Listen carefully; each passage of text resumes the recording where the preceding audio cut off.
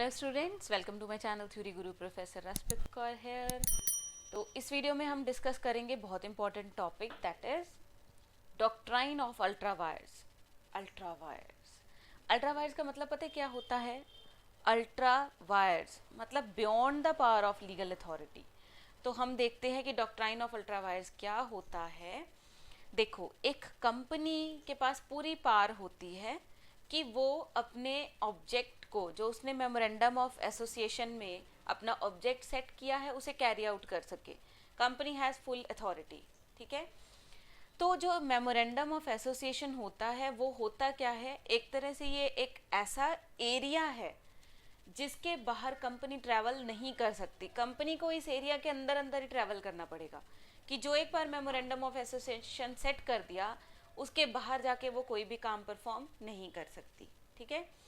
और any activity not expressly और impliedly authorised by the memorandum, मतलब जो भी ऐसी चीज़ें जो मेमोरेंडम ने ऑथोराइज नहीं करी कंपनी को, वो क्या होती हैं? Ultra vires the company. जो बातें मेमोरेंडम ऑफ एसोसिएशन में लिखी हैं, कंपनी सिर्फ उसी हद तक काम कर सकती है। जो मेमोरेंडम में नहीं लिखा, चाहे इम्प्लाइडली चाहे एक्सप्रेसली, वो अल्ट्रा वायर्स है कंपनी के लिए। ठीक है। अल्ट्रा मीन्स होता है बियॉन्ड और वायर्स मीन्स होता है पार्स, बियॉन्ड द पार्स। तो अल्ट्रा वायर्स क्या हो गया कि कंपनी अगर कोई ऐसा काम कर रही है which is beyond the powers of the company. ठीक है। तो an action outside the memorandum is ultra vires. Clear हो गया? अब देखते हैं doctrine of ultra vires may be defined up as follows. अब कैसे डिफाइन किया जा सकता है? देखो, कंपनी अगर कोई ऐसा एक्ट परफॉर्म कर रही है विच इज लीगल, ऑल्दो वो काम तो लीगल है लेकिन वो ऑब्जेक्ट क्लॉज के अंदर ऑथोराइज नहीं किया गया, मेमोरेंडम ऑफ एसोसिएशन के अंदर नहीं दिया गया है, तो वो लीगल मतलब काम इलीगल नहीं है, तो वो कंपनी के लिए क्या है? Ultra vires. ठीक है। सेकेंडली, अगर कोई ट्रांजैक्शन हुई है विच इज अल्ट्रा वायर्स, ठीक है, तो कंपनी उस चीज के लिए बिल्कुल भी बाइंड नहीं है। क्लियर हो गया? तो कंपनी बाउंडेड नहीं है उसे परफॉर्म करने के लिए क्योंकि वो अल्ट्रा वायर्स है। और जो थर्ड पार्टी है ना, वो कंपनी को इस चीज के लिए बिल्कुल भी स्यू नहीं कर सकती। तो अगर थर्ड पार्टी ने किसी कॉन्ट्रैक्ट में एंटर होना है तो वो पहले चेक करे कि ये जो भी कॉन्ट्रैक्ट है क्या वो मेमोरेंडम के अंदर लिखा हुआ है, तभी वो उसको साइन करे, क्योंकि लेटर ऑन कंपनी उसके लिए लायबल नहीं होगी और ना ही अल्ट्रा वायर्स के लिए कोई थर्ड पार्टी कंपनी को स्यू कर सकती है। ठीक है। अब थर्ड कहते हैं कि ट्रांजेक्शन अल्ट्रा वायर्स है, ठीक है, can not be ratified subsequently, चाहे सारे शेयर होल्डर्स अपना अप्रूवल दे दें। ठीक है। सारे शेयर होल्डर्स अपना अप्रूवल भी दे दे तब भी अल्ट्रा वायर्स एक्ट को रेक्टिफाई नहीं किया जा सकता। क्लियर? अब ये पर्सन है, किसी पर्सन ने मनी लेंड कर दी कंपनी को, ठीक है, और कंपनी ने वो यूज कर ली फॉर अल्ट्रा वायर्स ट्रांजेक्शन। ठीक है। पर्सन जिसने अपने पैसे दिए कंपनी को और वो पैसे यूज किए गए अल्ट्रा वायर्स ट्रांजेक्शन के लिए, तो ये बंदा अपनी मनी रिकवर नहीं कर सकता। ये वो गुड्स रिकवर कर सकता है अगर कि इस पैसों से कंपनी ने कोई गुड्स परचेज कर लिए और वो गुड्स आइडेंटिफाई किए जा सकते हैं प्रॉपरली कि इसी पैसे से ये गुड्स परचेज करे गए हैं। ठीक है। तो अगर प्रॉपरली आइडेंटिफाई किए जा सकते हैं तो ये बंदा वो गुड्स रिकवर कर सकता है, लेकिन पैसा रिकवर नहीं कर सकता। ठीक है। Fifth point we have, if act is ultra vires against the director, मतलब जो एक्ट है ना, जो ट्रांजेक्शन है वो अल्ट्रा वायर्स है, डायरेक्टर के अगेंस्ट है, लेकिन वो कंपनी के अगेंस्ट नहीं है। कंपनी के एमओए में वो चीज लिखी गई है, ठीक है, लेकिन वो एक्ट अगेंस्ट है डायरेक्टर्स, तो उसे रेक्टिफाई किया जा सकता है by all the members. Clear? Sixth हमारे पास आता है, if act is ultra vires against article, अगर कोई एक्ट ऐसा परफॉर्म कर दिया गया है जो कि अगेंस्ट द आर्टिकल है, आर्टिकल ऑफ एसोसिएशन, तो उसे भी रेटिफाइड किया जा सकता है by altering the article. Article को ऑल्टर करना बहुत इजी होता है, मेमोरेंडम को ऑल्टर करने के लिए बहुत ज़्यादा स्टेप्स को फॉलो करना पड़ता है और ये थोड़ी सी कॉम्प्लेक्स हो जाती है प्रोसेस। ठीक है। तो आर्टिकल को कैसे ऑल्टर किया जा सकता है? By passing special resolution. तो ये हो गया मीनिंग अल्ट्रा वायर्स का। अब देखते हैं इसके कॉन्सिक्वेंसेस क्या होते हैं। कॉन्सिक्वेंसेस मीन्स रिजल्ट्स क्या होते हैं। सबसे पहले वॉइड एब इनिशियो, जो भी कोई कॉन्ट्रैक्ट या ट्रांजैक्शन अल्ट्रा वायर्स है beyond the powers of the company या beyond the powers of the memorandum है, वो एब्सोल्युटली वॉइड होता है, गलत होता है और उसे रेक्टिफाई नहीं किया जा सकता, चाहे सारे शेयर होल्डर्स एग्री कर रहे हैं कि हम इसको रेक्टिफाई करने के लिए तैयार हैं, लेकिन वो नहीं हो सकता। और कंप्लेंट कितने दिनों में फाइल करनी होती है? Complaint has to be filed against company if it is indulging in ultra vires activities within 6 months from the date of knowledge.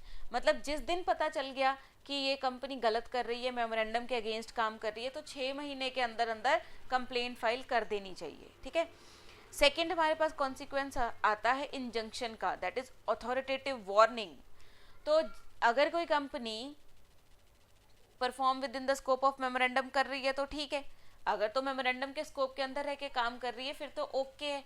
लेकिन अगर कोई कंपनी मेमोरेंडम के बाहर जाके काम कर रही है तो may be restrained by an injunction to do an act which is ultra vires, तो उसे कोर्ट, ठीक है, या ट्रिब्यूनल, तो उसे अथॉरिटेटिव वार्निंग दी जा सकती है। इंडिविजुअल भी दे सकता है कि मैं कंप्लेंट कर दूंगा, अथॉरिटेटिव वार्निंग उसको दी जाएगी कंपनी को कि आप अपनी मेमोरेंडम की पावर से बियॉन्ड जाके काम नहीं कर सकते, ठीक है। फिर आ गया breach of warranty of authority. अब जो डायरेक्टर्स होते हैं वो एजेंट्स होते हैं कंपनी के, ठीक है। तो डायरेक्टर्स की ये ड्यूटी बनती है कि वो ध्यान रखें कि उन्होंने कंपनी की लिमिट्स के या पावर्स के अंदर रह रह के ही काम करना है। लेकिन अगर if any third party enters into ultra vires contract और डायरेक्टर को पता है कि ये अल्ट्रा वायर्स है, कंपनी के मेमोरेंडम के अगेंस्ट है, लेकिन फिर भी डायरेक्टर उसको वो कॉन्ट्रैक्ट के अंदर एंटर करवा रहा है, तो एन एक्शन में lie against director for breach of warranty of authority. Clear हो गया?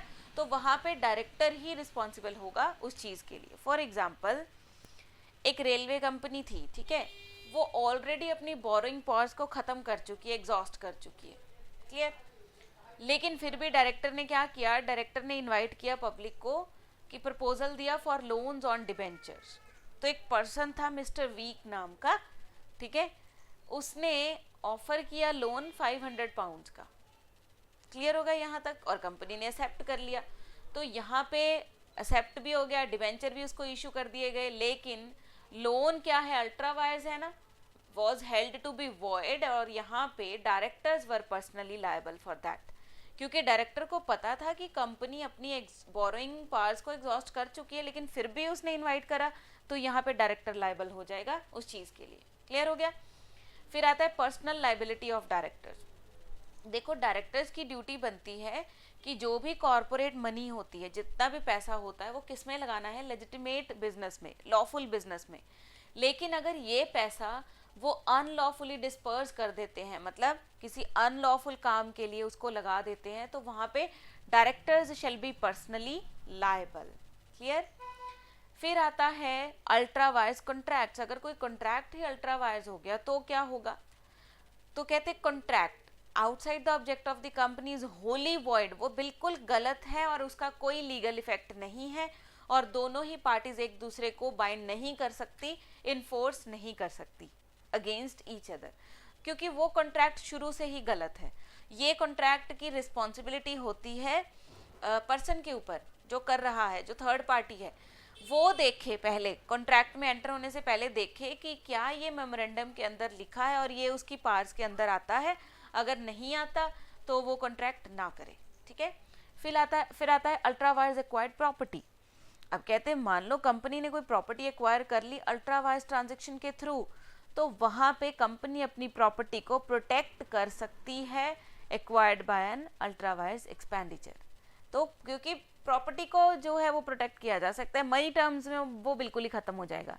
मनी टर्म्स में जैसे हमने पहले भी डिस्कस किया कि उस बंदे को पैसा वापस नहीं मिलेगा, अगर उस पैसे से कोई गुड्स परचेज करी गई थी और वो आइडेंटिफाई की जा सकती है तो वो गुड्स को रिकवर कर सकता है, ठीक है। फिर इसके अलावा वो प्रॉपर्टी के ऊपर रिकवर कर सकता है डैमेजेस को या इंजरी को भी रिकवर कर सकता है। फिर आ जाता है अल्ट्रा वायर्स बोरोइंग्स। तो कहते हैं जहाँ पे पर्सन ने लेंड करी है मनी टू द कंपनी, लेकिन कंपनी के पास बोरोइंग पावर्स नहीं है या ख़त्म हो चुकी हैं, ठीक है, या फिर एक्सीड कर चुका है वो उसको, तो borrowing is for the purpose which is ultra wires. और वो बोरोइंग किस पर्पस के लिए की गई है? अल्ट्रा वायर्स ट्रांजेक्शन के लिए। तो then the contract of loan is void, गलत है ये कॉन्ट्रैक्ट, ये वैलिड नहीं है, ठीक है। फिर आ जाता है अल्ट्रा वायर्स टॉर्ट्स।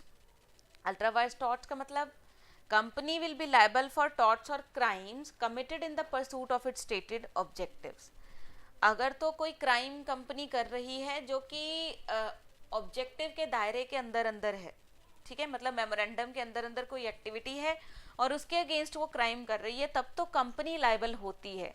लेकिन इफ अ टॉर्ट और crime committed is ultra vires, ठीक है, देन वो पर्सन, वो ऑफिसर, वो एजेंट, वो सर्वेंट पर्सनली लायबल होगा जिसने कि उस एक्ट को अंजाम दिया है, उस चीज को अंजाम दिया है। क्योंकि कंपनी तो अल्ट्रा वायर्स कर नहीं सकती, अगेंस्ट जा नहीं सकती, वो कोई पर्सन होगा जो कंपनी के मेमोरेंडम के अगेंस्ट जाके वो कॉन्ट्रैक्ट कर रहा है या क्राइम कर रहा है, तो वो पर्सन या एजेंट या ऑफिसर पर्सनली लायबल होगा, ठीक है। तो अब आ जाती है exceptions to the doctrine ultra vires act, ठीक है। अब इसकी कुछ एक्सेप्शंस हैं। पहली एक्सेप्शन क्या है, ध्यान से सुनिए एक्सेप्शन। अगर कोई एक्ट इंट्रा वायर्स है कंपनी के, मतलब कंपनी के मेमोरेंडम में तो वो आता है, लेकिन अल्ट्रा वायर्स है किसके, डायरेक्टर्स के, outside the authority of the directors, तो उसको रेटिफाइड किया जा सकता है with the consent of the all the share holders. Clear first point. Second, एक कोई ऐसा एक्ट है which is intra vires the company तो है, मतलब कंपनी के पार्ट्स के अंदर अंदर आता है, लेकिन done in an irregular manner, सही से नहीं किया जा रहा, इरेगुलर मैनर से किया जा रहा है, वो भी वैलिडेट किया जा सकता है by the consent of the share holders, ठीक है। फिर आ जाता है if the company has acquired any property, अगर कंपनी ने कोई प्रॉपर्टी एक्वायर करी है through investment which is ultra vires, तो कंपनी के पास पूरा हक है कि वो अपनी प्रॉपर्टी को सिक्योर कर सकती है, ठीक है।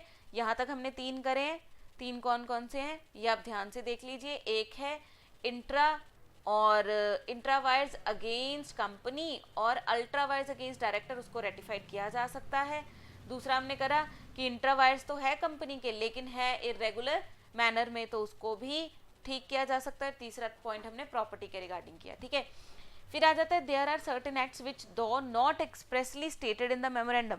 कुछ एक्ट्स ऐसे होते हैं जो मेमोरेंडम में एक्सप्रेस तो नहीं किए गए, लेकिन वो इम्प्लाइड है कि ये नहीं कर सकते हम, deemed impliedly within the authority of the company, ठीक है, and therefore they are not deemed ultra vires. वो अल्ट्रा वायर्स नहीं होते। जैसे कि हम कहें कि हमने किसी के साथ धोखा नहीं करना, किसी को अनड्यू इन्फ्लुएंस करके किसी कॉन्ट्रैक्ट में एंटर नहीं करना, तो ये they are not deemed ultra vires, ठीक है। वो क्या चीज़ें हैं वो ऑलरेडी पता है, बिना मतलब इम्प्लाइड है कि हमने ऐसा नहीं करना। फिर कहते हैं कि अगर कोई चीज़ या कोई अल्ट्रा वायर्स एक्ट हुआ है अगेंस्ट द आर्टिकल, तो आर्टिकल को तो बहुत इजीली जो है वो क्या किया जा सकता है, ऑल्टर किया जा सकता है in order to validate the act. Clear हो गया। तो ये था हमारा टॉपिक, बहुत important topic, doctrine of ultra vires. तो आप लोग इसको अच्छे से पढ़ लीजिए, अच्छे से लर्न कर लीजिए। अगर कोई प्रॉब्लम होगी तो कमेंट बॉक्स में लिख दीजिएगा। तो thank you so much for watching, have a nice day, thank you.